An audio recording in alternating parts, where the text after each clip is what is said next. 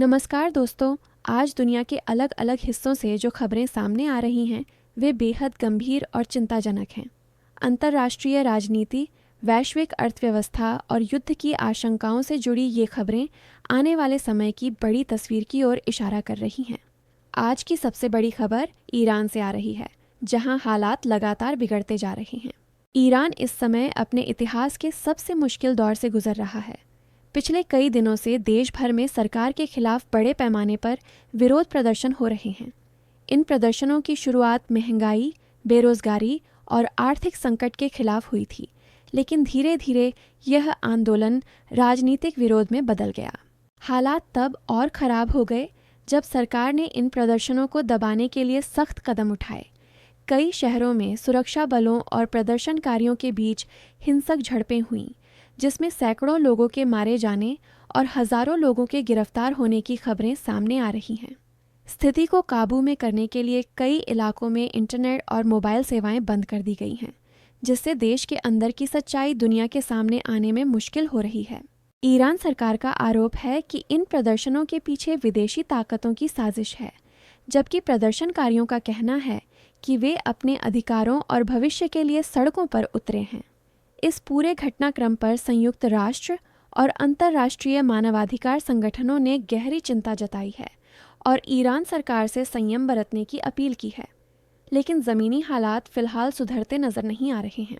इस बीच अमेरिका की एंट्री ने इस संकट को और गंभीर बना दिया है।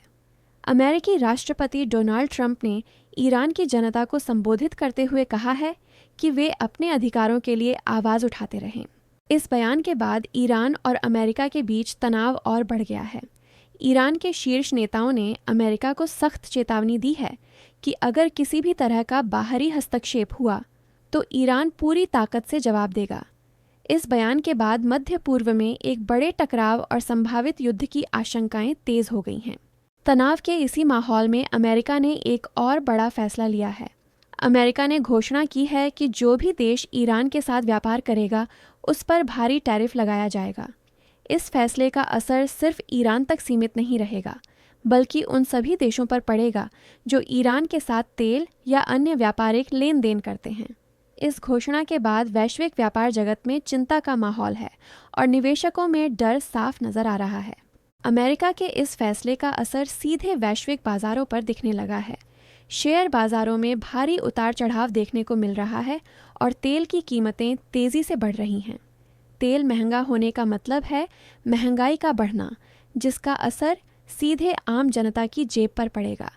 विशेषज्ञों का मानना है कि अगर हालात ऐसे ही बने रहे तो दुनिया एक बार फिर बड़े आर्थिक संकट की ओर बढ़ सकती है। इन तमाम राजनीतिक और आर्थिक तनावों के बीच वैश्विक बैंकिंग सिस्टम भी दबाव में है। दुनिया के कई बड़े केंद्रीय बैंकों ने एकजुट होकर यह संदेश दिया है कि आर्थिक फैसलों को राजनीति से दूर रखा जाना चाहिए।